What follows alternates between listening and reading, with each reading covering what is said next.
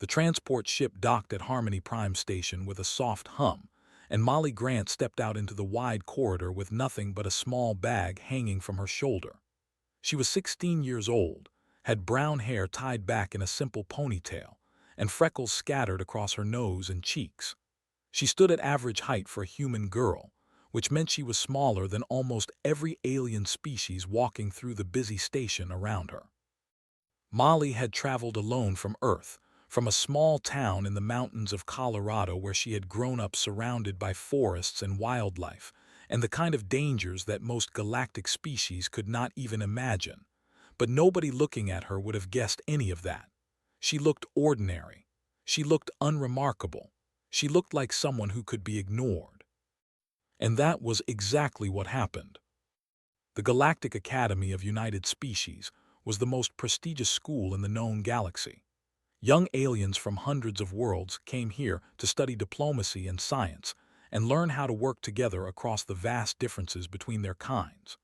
Humans had only recently been admitted after Earth was officially classified as a Class 7, a planet so dangerous that the fact any intelligent life had evolved there at all was considered a miracle by galactic scientists. Molly followed the signs through the station until she reached the Academy entrance, a massive archway made of white metal that hummed with energy. Other students passed by her without a second glance. She saw tall crystalline beings with blue skin that reflected the light.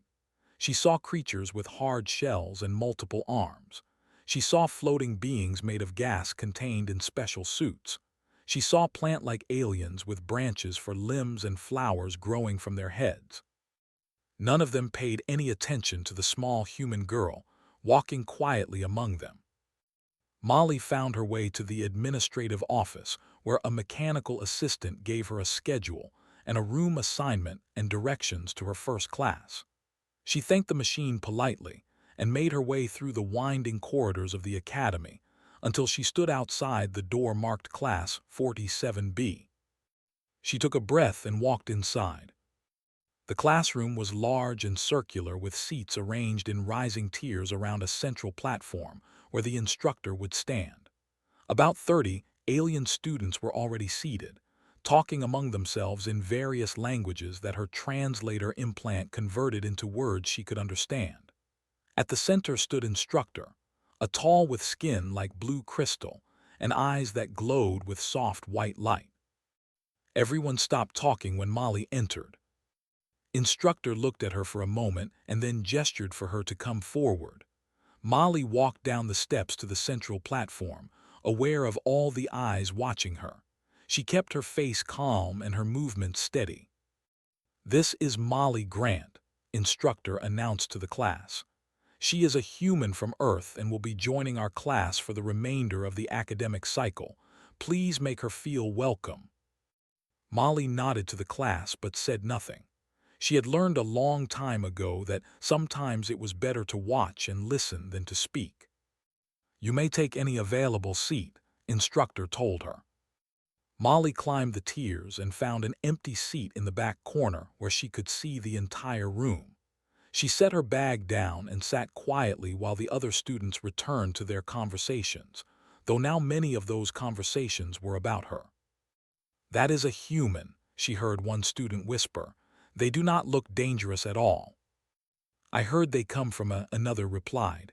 "But look at her, she is so small." "The reports must be exaggerated," a third voice added. "There is no way a species that fragile could survive on a dangerous planet." Molly heard all of it but showed no reaction. She simply watched and waited. The loudest voice in the room belonged to a student named. There were species with hard exoskeletons and powerful limbs. They were known throughout the galaxy for their arrogance and their belief that physical strength was the only measure of worth. Was large even for his kind, with a dark green shell and mandibles that clicked when he spoke. "Why do they even allow here?" said loudly enough for everyone to hear. "This is an academy for civilized species. Humans are barely more than animals." Some students laughed nervously. Others looked uncomfortable but said nothing. Molly remained silent in her corner seat. Instructor called the class to order and began a lecture on the history of galactic treaties. Molly listened carefully and took notes on her tablet. She noticed that instructor was a good teacher who explained things clearly and answered questions patiently. She noticed which students paid attention and which ones did not. She noticed the social dynamics of the classroom, who was friends with whom and who was afraid of whom.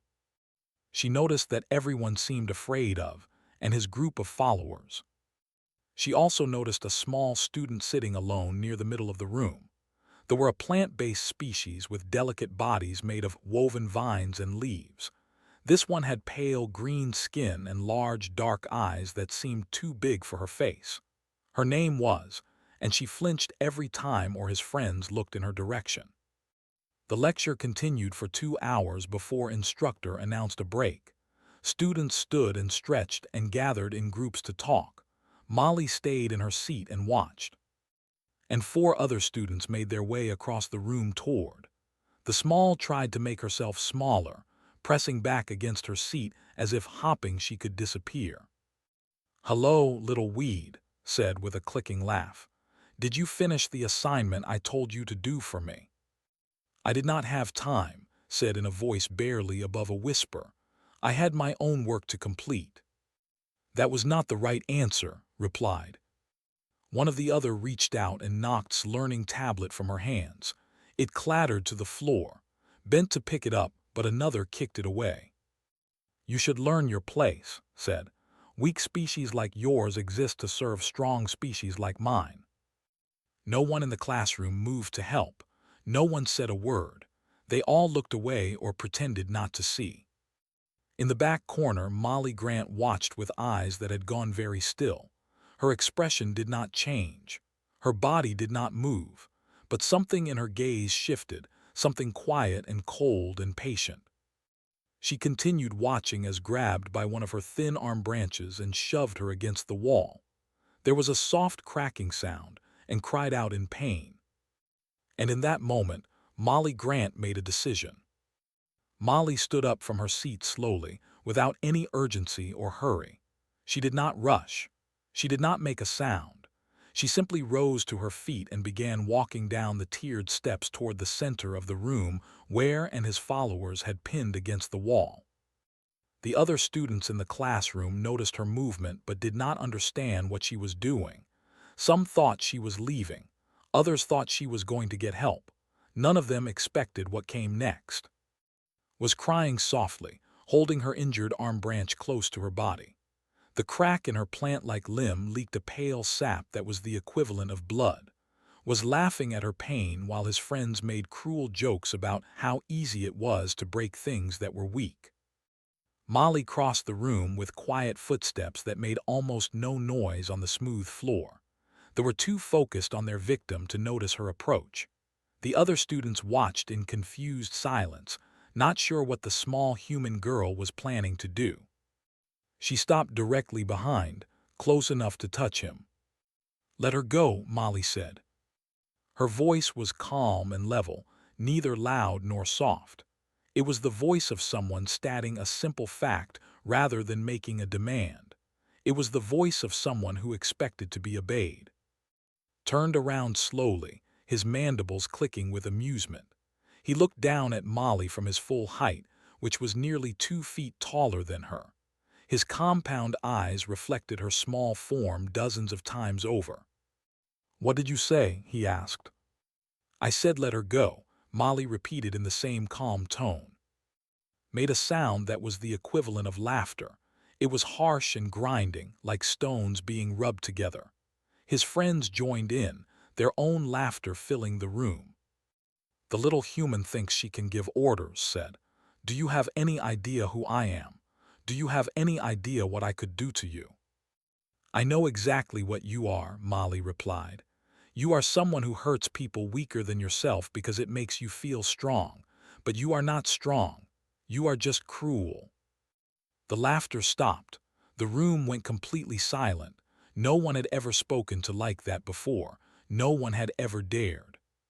His eyes narrowed and his body tensed with anger. "You are going to regret those words, human.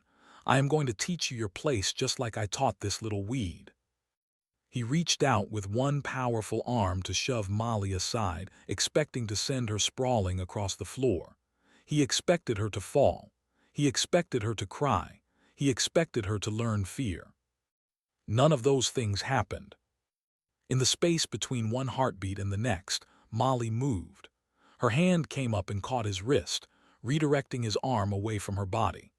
At the same time, she stepped forward into his space rather than backward away from it.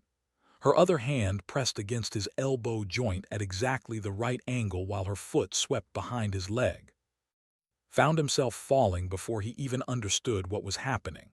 He hit the floor hard on his back, and before he could move, Molly had twisted his arm into a lock that sent sharp pain shooting through his entire limb. She knelt beside him with one knee pressed against his chest, holding him completely immobilized. The whole thing had taken less than 2 seconds.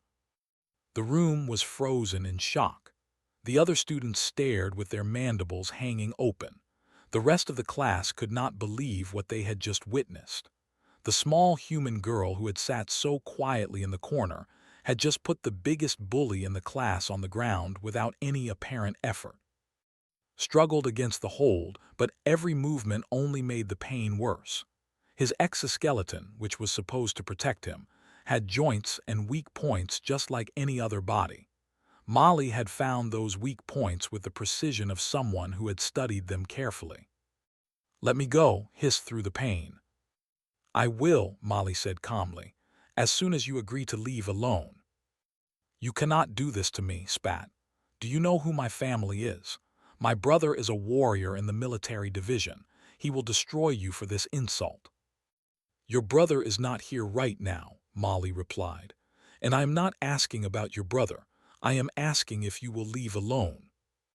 She applied slightly more pressure to the joint lock and let out a grinding cry of pain. His friends took a step forward as if to help him, but Molly looked up at them with eyes that held no fear at all. "Does anyone else want to try?" she asked quietly. They stopped moving. Something in her gaze made them understand that she was not bluffing. Something in the way she held their leader told them that she could do to them exactly what she had done to him, and probably worse. They backed away. "Fine," growled through clenched mandibles. "I will leave the weed alone. Now release me." Molly held him for one more moment, making sure he understood that she was choosing to let him go rather than being forced to. Then she released the lock and stood up smoothly, stepping back to give him room to rise. Scrambled to his feet, holding his sore arm. His pride was hurt far worse than his body. He had been humiliated in front of the entire class by a creature half his size. He wanted to attack her, wanted to make her pay, but the memory of how easily she had taken him down held him back. "This is not over," he said. "It is for today," Molly replied. Glared at her with pure hatred in his compound eyes. Then he turned and stalked out of the classroom with his friends following close behind. None of them looked back. The room remained silent for a long moment, then stepped forward, still cradling her injured arm branch. "Thank you," she whispered. "No one has ever stood up for me before." "Are you hurt badly?" Molly asked, her voice gentle now instead of cold. "It will heal," said. "My kind can regrow damaged limbs given time." Molly nodded. "You should go to the medical center anyway, just to make sure it is set properly." The door to the classroom opened. An instructor walked back in. He looked around the room at all the shocked faces and then at Molly standing in the center with beside her. "What happened here?" he demanded. Before anyone could speak, stepped forward and looked up at the tall instructor with her large dark eyes. "The human girl saved my life," she said. The office of Academy Director was located at the highest point of Harmony Prime Station, with windows that looked out at the endless stars beyond. The director himself was a species that evolved on a high-gravity world and had bodies like living stone.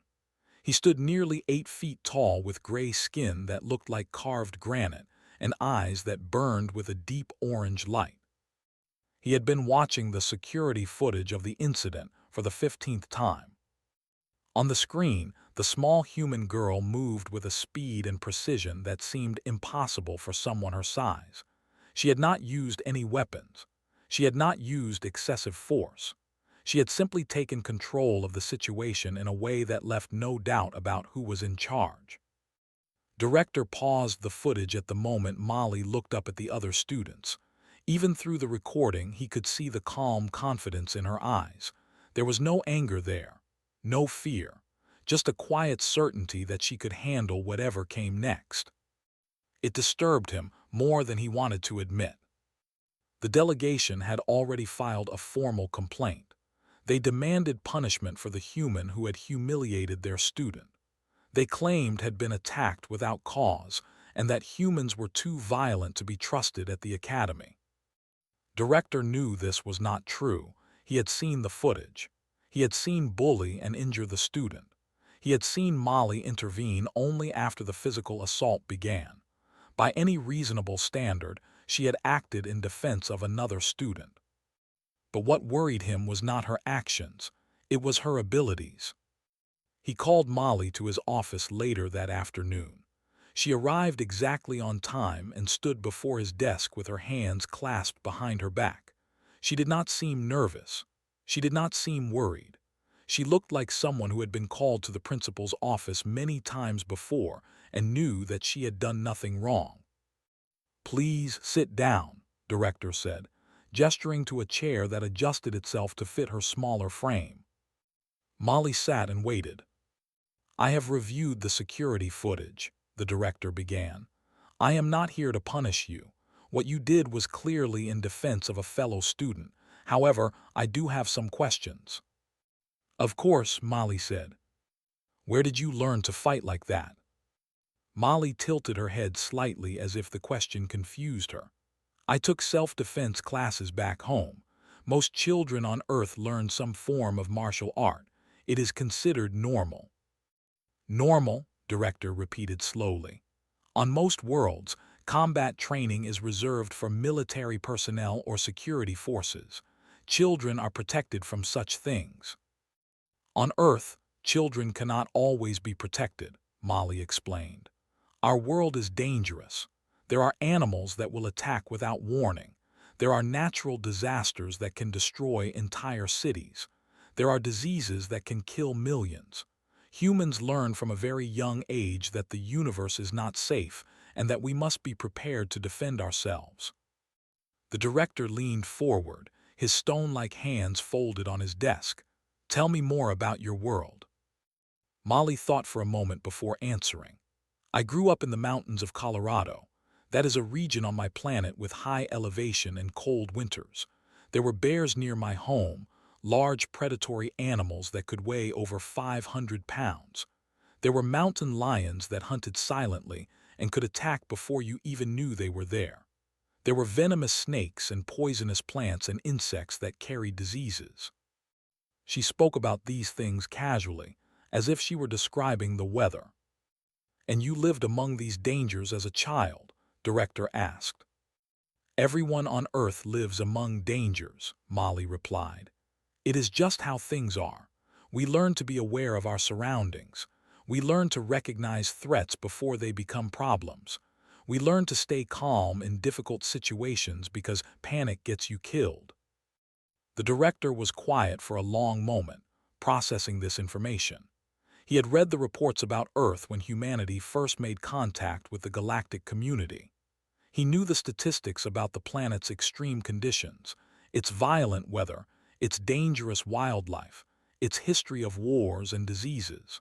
But hearing it described so matter-of-factly by a teenage girl made it feel much more real. "The way you took down that student," he said carefully, "it was very precise. You targeted specific points on his body. You used minimal force to achieve maximum effect. That is not something most people can do." "I have trained since I was 6 years old," Molly said. "My mother was a police officer. My father was a paramedic. They both believed that knowing how to defend yourself was as important as knowing how to read or do math." "And are you considered skilled among humans?" Molly actually smiled slightly at that question. No, sir. I am average at best. My older brother competed at the national level in wrestling. My cousin is training to become a professional mixed martial artist. Compared to them, I am nothing special. Director sat back in his chair with a heavy grinding sound. If this girl was average by human standards, then what were the exceptional ones capable of? What were human soldiers and warriors like? The galactic community had welcomed humans as a curiosity, a primitive species from a dangerous world that had somehow developed space travel. No one had really considered what that dangerous world had made them into. I am going to dismiss the complaint, he said finally. The footage clearly shows you acted in defense of another student. However, I must ask you to be careful in the future. Not everyone will understand what you are capable of, and some may try to test you. I understand, Molly said. I do not want to hurt anyone. I only did what I did because was being injured and no one else was going to help her. Yes, Director said quietly. That is perhaps the most interesting part of all this. You did not intervene for yourself. You intervened for someone weaker who could not defend themselves. Molly looked at him with steady eyes. That is what humans do, sir. We protect those who need protecting. It is part of who we are. After she left his office, Director turned back to the window and stared out at the stars. Somewhere out there was a small blue planet orbiting a yellow sun, a world so hostile that simply surviving childhood required combat training and constant vigilance. And that world had sent its children out into the galaxy. He wondered if anyone truly understood what that meant. By the next morning, the story had spread across the entire academy. The human girl who defeated a warrior with her bare hands. The who moved like water and struck like lightning. The small, quiet student who had put the biggest bully in school on the floor in less than 2 seconds. Students began looking at Molly differently after that. Some looked at her with new respect, others looked at her with fear, and some, like looked at her with hatred and thoughts of revenge. None of them looked at her as if she were ordinary anymore. 3 days after the incident in the classroom, a transport ship arrived at Harmony Prime carrying a passenger whose arrival sent whispers racing through the academy corridors. His name was, and he was the older brother of. Unlike his younger sibling who was still a student, was enrolled in the military division of the academy where warriors were trained for combat and war. He was larger than by nearly a foot, with a darker shell that was from years of fighting. His compound eyes held none of the childish cruelty of his brother. They held something worse. They held the cold calculation of someone who had hurt many people and felt nothing about it. Found Molly in the main corridor during the afternoon break between classes. She was walking alone, heading toward the library to study, when a shadow fell across her path. She looked up to find the massive warrior standing in front of her with a crowd of students gathering to watch. "You are the human who embarrassed my brother," said. His voice was deeper than grinding like heavy machinery. "I stopped your brother from hurting someone," Molly replied calmly. "If he was embarrassed, that was his own doing." "My family's honor has been stained," continued as if she had not spoken. "A warrior was defeated by a primitive from a backwater planet. This cannot stand." Molly said nothing. She simply waited.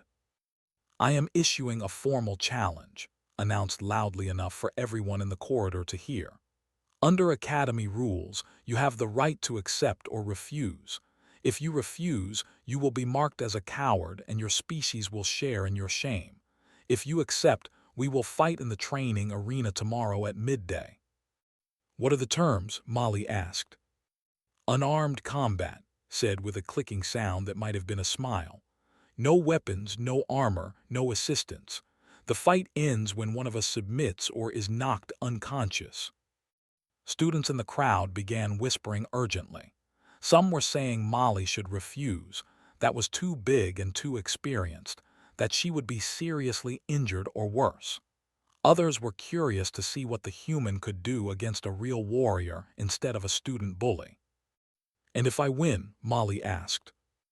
Made that grinding laugh sound. "You will not win, little human. But if by some miracle you do, my family will accept that our honor has been restored through combat and we will leave you in peace." Molly considered this for a moment. She looked at the massive warrior in front of her, at his shell and powerful limbs, at the way he held himself with the confidence of someone who had never lost a fight. She calculated distances and angles and weak points the way she had been trained to do since childhood. "I accept," she said. The corridor erupted in noise. Students shouted and argued and placed bets on the outcome, stared down at Molly with something like surprise in his compound eyes. He had expected her to refuse. He had expected her to be smart enough to know she could not win. "You are either very brave or very stupid," he said. "I guess we will find out tomorrow," Molly replied. That evening came to Molly's quarters with worry written all over her plant-like face. Her injured arm branch had mostly healed, new growth covering the crack like a scar, but she moved it carefully as if afraid it might break again. "You cannot do this," said. "It's not like he has real combat training. He has killed people in war. You will be hurt badly." "Maybe," Molly admitted. "But if I refuse, every bully in this academy will think humans can be intimidated. They will think we are cowards who only fight when it is easy. That would be worse than losing." "But why does it matter what they think?" asked. "Because I am not just representing myself," Molly explained. "I am the first human most of these aliens have ever met. What they think of me is what they will think of all humans. I have to show them who we really are." Sat down on the edge of Molly's bed, her large dark eyes filled with concern. "I do not understand humans. You do things that make no logical sense. You take risks that no reasonable species would take. Why?" Molly smiled gently. "Because we come from a world where taking risks was the only way to survive. Our ancestors faced predators and disasters and enemies that should have destroyed them. But they kept fighting anyway. They kept pushing forward. They refused to give up even when the odds were against them. That stubbornness is built into our bones." The next day at midday, the entire academy gathered at the training arena. It was a large circular space with sand covering the floor and seats rising up on all sides for spectators. Thousands of alien students filled those seats, representing dozens of different species from across the galaxy. All of them wanted to see what would happen when a human faced a warrior. Entered the arena first, walking through a gate on the far side with ceremonial slowness. He wore no armor as the terms required, but his natural exoskeleton was armor enough. He raised his arms to the crowd and let out a war cry that echoed off the walls. Then Molly walked through the opposite gate. She wore simple exercise clothes, loose pants, and a fitted shirt that would not restrict her movement. Her hair was tied back tightly. She carried no weapons and wore no protection. She looked tiny compared to the warrior waiting for her, like a child facing a monster. The crowd fell silent as she took her position in the center of the arena. A mechanical voice announced the terms of the challenge and asked both participants if they were ready, clicked his mandibles and crouched into a fighting stance. Molly stood relaxed with her arms at her sides, breathing slowly and steadily. The signal to begin sounded. Charged immediately, crossing the distance between them with terrifying speed. His arms reached out to grab her, to crush her, to end the fight before it really started. He was twice her size and 3 times her weight. He had years of combat experience. By every reasonable measure, he should have won in seconds. Molly was not there when he arrived. She moved to the side at the last possible moment, letting his momentum carry him past her. As he went by, her hand flashed out and struck a nerve cluster at the base of his neck. Stumbled, his right arm going numb, but he recovered quickly and spun to face her again.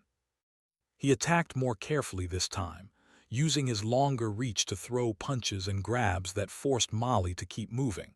She dodged and deflected and redirected, never meeting his strength directly but always flowing around it like water around a stone. Every time he thought he had her, she was somewhere else. And every time she moved, she hit him. Small strikes to joints and nerve points, quick jabs to areas where his exoskeleton was thinner, nothing that seemed significant by itself, but each one did damage. Each one slowed him down a little more. Each one made his movements less precise. The crowd watched in stunned silence as the tiny human girl systematically took apart the warrior.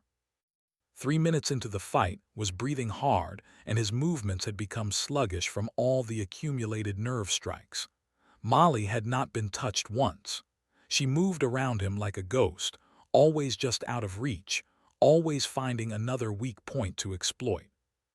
Then she ended it. She ducked under a wild swing, stepped inside his guard, and wrapped her arm around his neck in a chokehold. Her legs locked around his body to prevent him from throwing her off. Struggled and thrashed, but the hold was too tight and too well-positioned. After 30 seconds, his movement slowed. After 45 seconds, he slapped the ground 3 times in submission. Molly released him immediately and stepped back. The arena was completely silent. Then she did something no one expected. She reached down and offered her hand.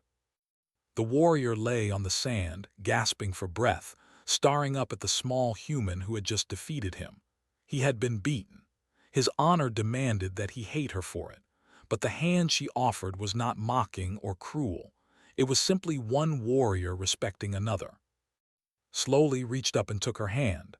Molly helped him to his feet. The crowd erupted into noise, but Molly barely heard it. She was looking at the way his compound eyes had changed from hatred to something like wonder. "How?" he asked quietly, so only she could hear. "Humans do not fight with strength," Molly said. "We fight with everything we have. Our minds, our will, our refusal to give up. That is what our world taught us." Nodded slowly, still holding her hand. "I understand now," he said. "I understand why they call your planet it is not because it is deadly. It is because it makes deadly things." He released her hand and bowed his head, the gesture of respect between equals. And watching from the stands, thousands of alien students realized they had fundamentally misunderstood what humans were. 1 week after the challenge, the galaxy had not stopped talking about what happened on Harmony Prime. Video of the fight had spread across every network and news channel in known space. Analysts and experts argued about what it meant. Military officials requested copies to study. Parents on 100 different worlds asked their children if this was really what humans were like. At the academy, everything had changed. Students no longer whispered insults when Molly walked by. They nodded with respect or stepped aside to let her pass. Some even bowed their heads the way had done after his defeat.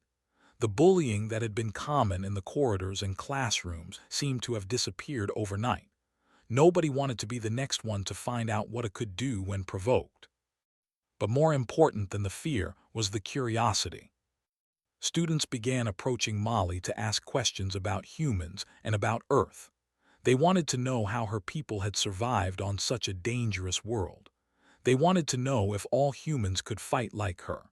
They wanted to know what it felt like to live somewhere that was constantly trying to kill you.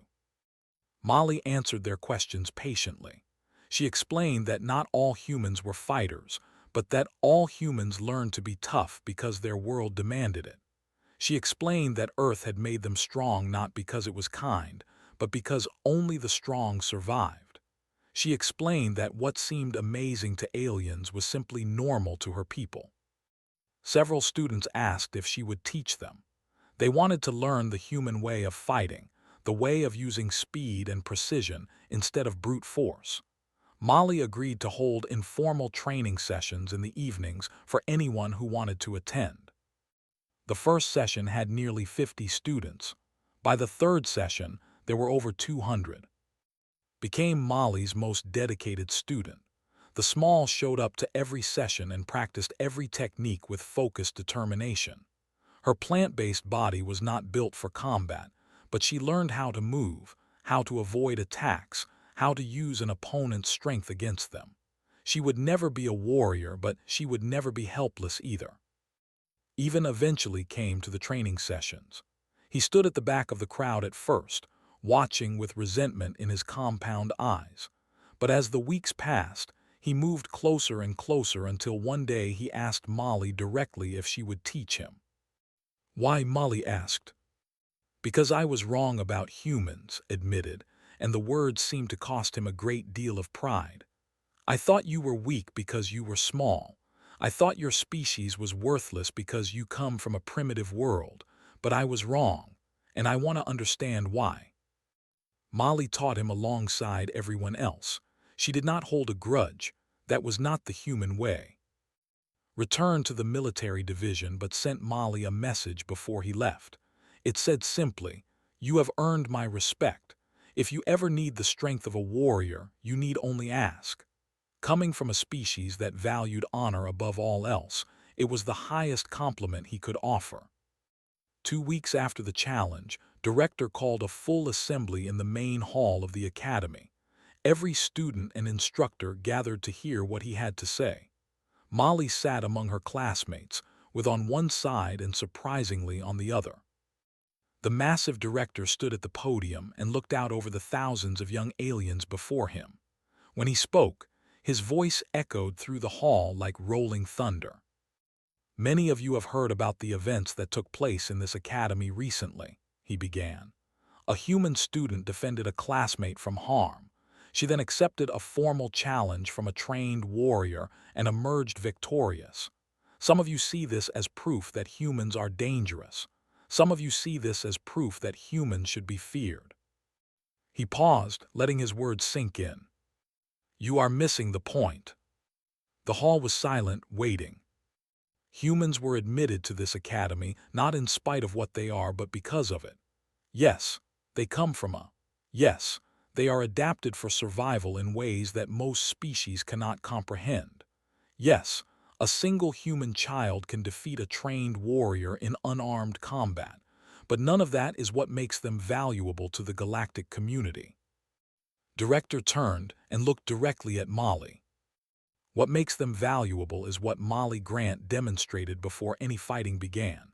She saw someone being hurt, someone who could not defend themselves, and she chose to help.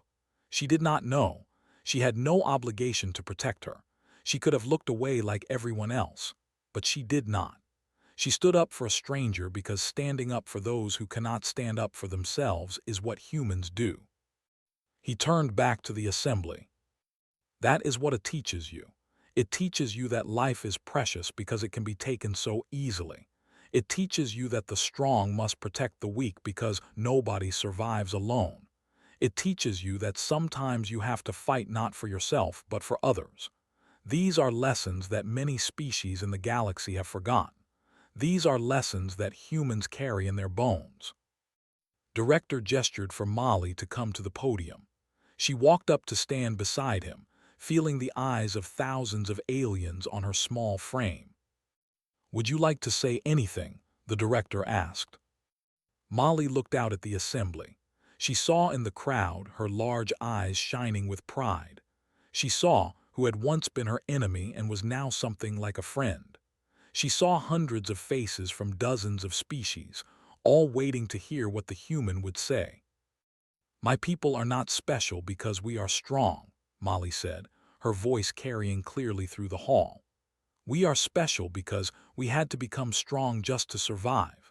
Every generation of humans had to fight against our world and against each other, and against everything that tried to destroy us. We spent thousands of years learning that the only way to live was to never give up. She paused and took a breath.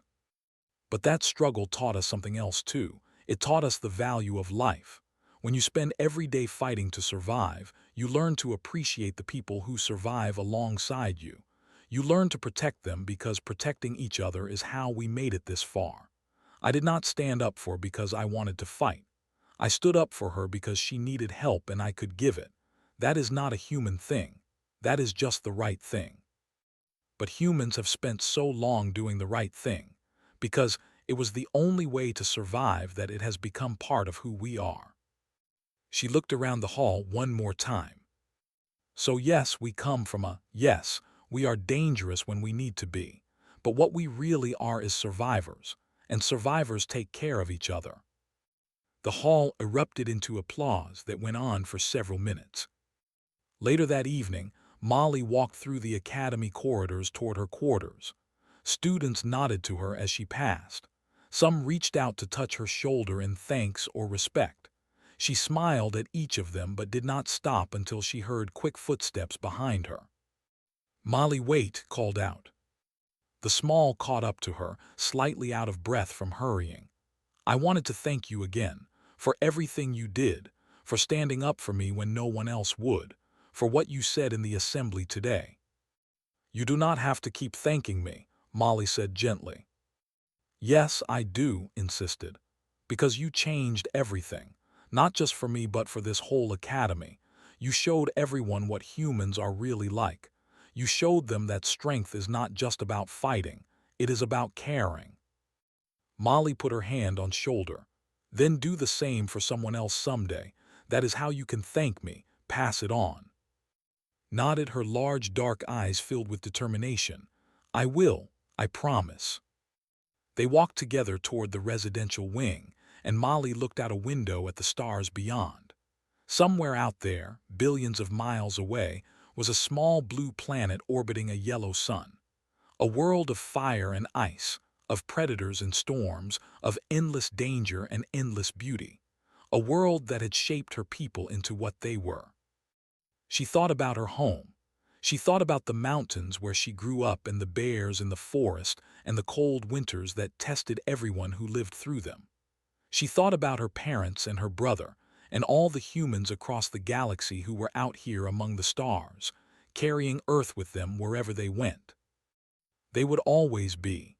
They would always carry that strength and that danger inside them. But they would also carry that need to protect, that stubborn refusal to let the weak be trampled, that bone-deep understanding that life was precious because it was so easily lost. That was what made them human. And as Molly walked through the academy that had become her new home, surrounded by aliens who had once feared her and now respected her, she knew that her people would be just fine among the stars. Because no matter how far they traveled, they would always remember where they came from. And they would always remember who they were.